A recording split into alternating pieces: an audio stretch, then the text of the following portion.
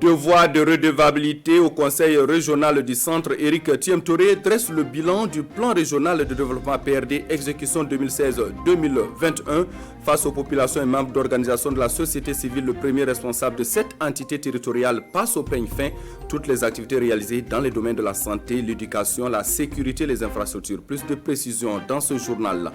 Depuis hier, les candidats au brevet de technicien supérieur BTS sont en examen sur toute l'étendue du territoire national. Cette année, ils sont plus de 2500 candidats répartis dans les 13 régions du pays. Et dans ce journal, nous aurons le lancement national officiel depuis le lycée professionnel régional Gimbi Ouattara de Bobo-Dioulasso.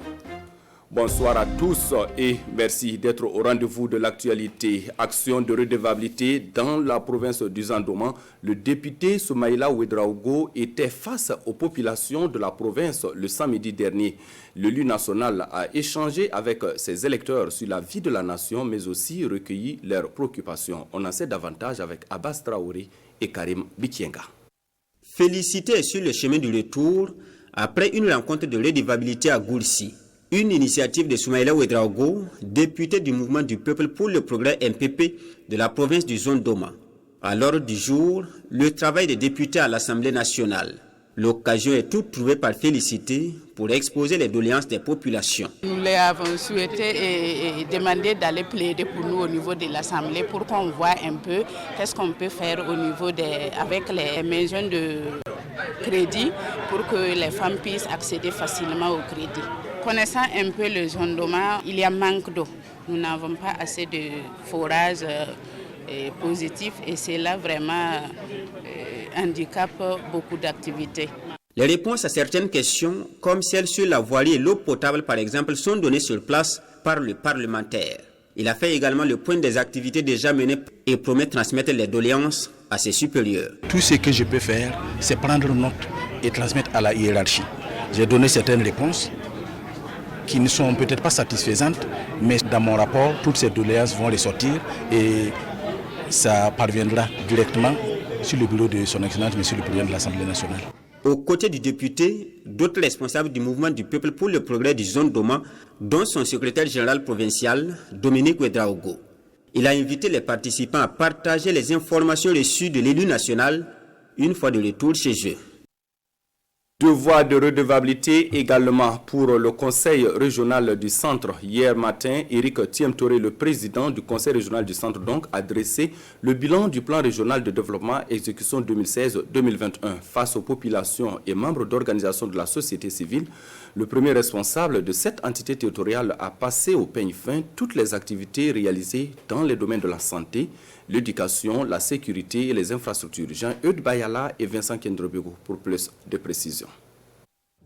C'est une rencontre qui a réuni les membres des organisations de la société civile et ceux du Conseil régional du centre. Au menu des échanges, le président du Conseil régional du centre dresse le bilan des réalisations faites dans les différents domaines depuis 2016. Un bilan jugé satisfaisant après 5 années de mise en œuvre du plan régional de développement par le Conseil régional du centre. Notre bilan est satisfaisant, surtout l'utilisation faite du fonds minier.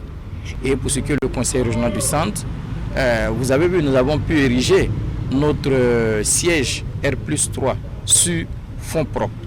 Nous avons acquis un bus.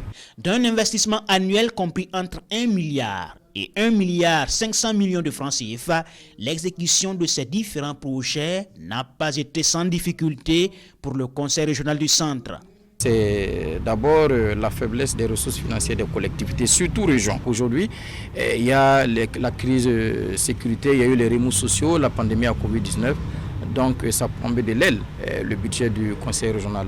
Il y a également, comme je l'ai dit, la lourdeur dans les procédures de passation de marché. Selon le président du Conseil régional du centre, plusieurs autres réalisations sont en cours, notamment la construction d'un plateau sportif dans l'arrondissement 1 de Ouagadougou, la réalisation de 2 ouvrages de franchissement dans l'arrondissement 11 et à Komsilga, l'aménagement d'une piste rurale à Pabré et la construction d'un CSPS équipé à Bargo.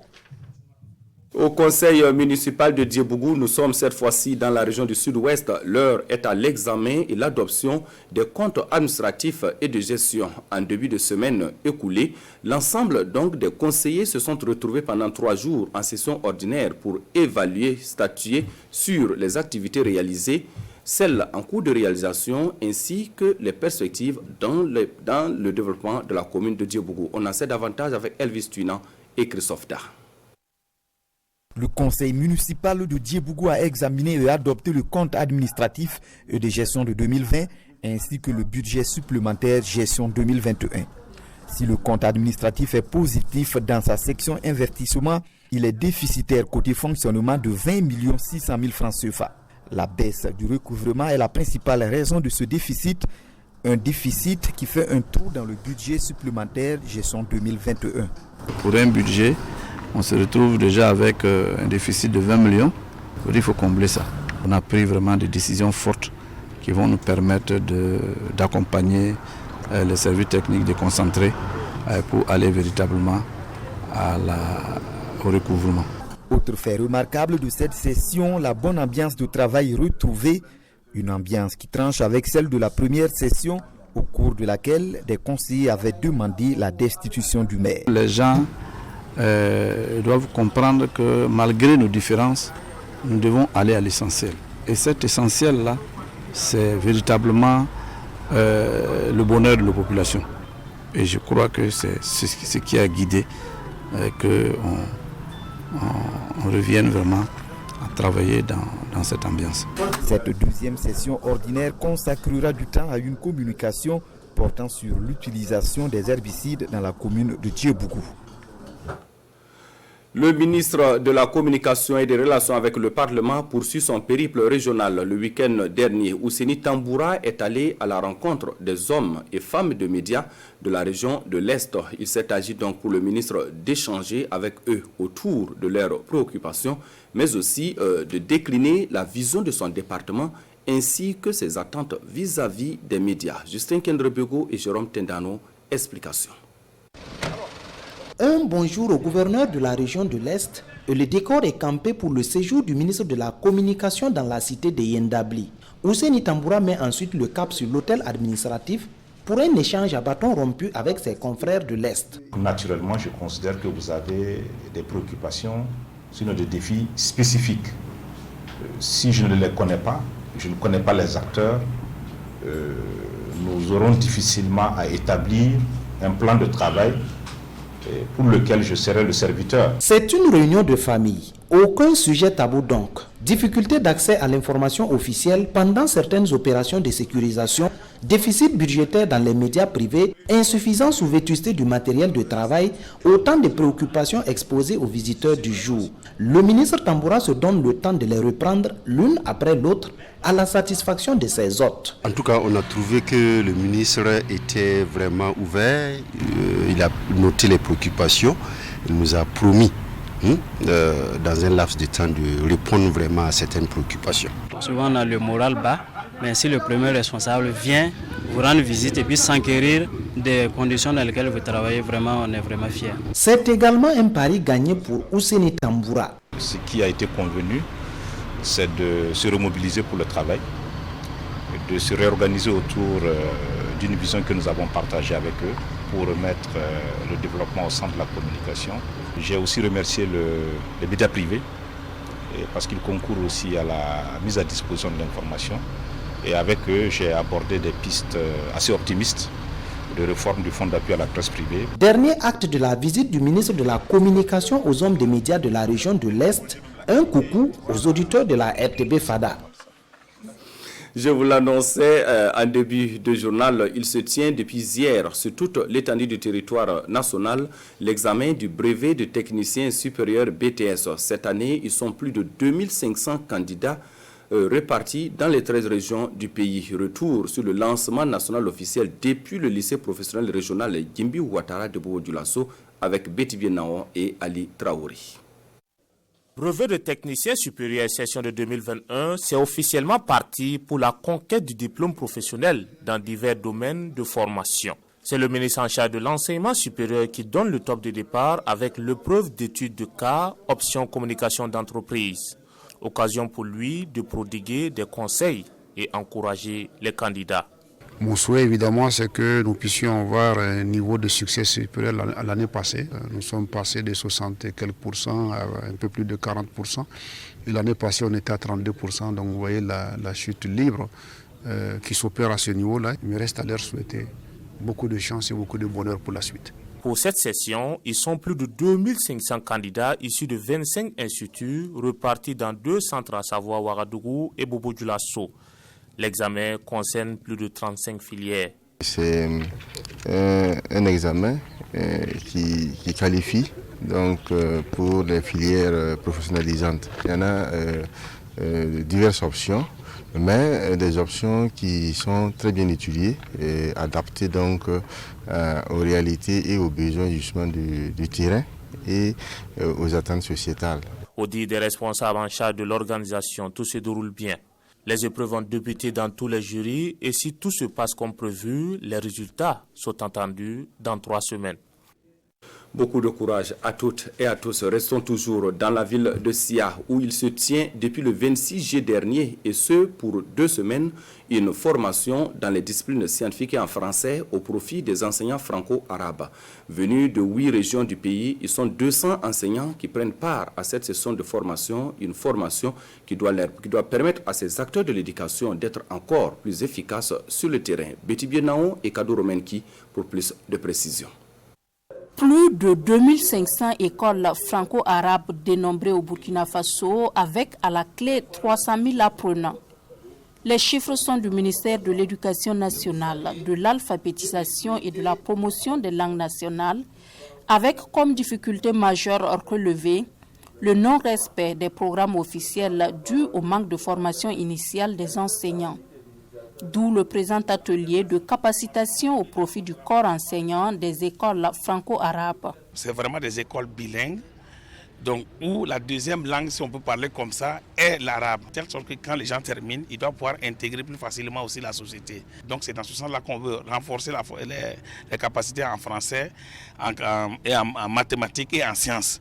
Cette session de renforcement de capacités marque la concrétisation d'une convention signée entre le ministère en charge de l'éducation nationale et l'ambassade de France au Burkina Faso. Et cela à travers la mise en œuvre d'un écosystème éducatif innovant au Burkina Faso. Ce projet traduit d'abord renforcer les capacités des enseignants, mais aussi de mettre à la disposition des enseignants comme des élèves des cadres de formation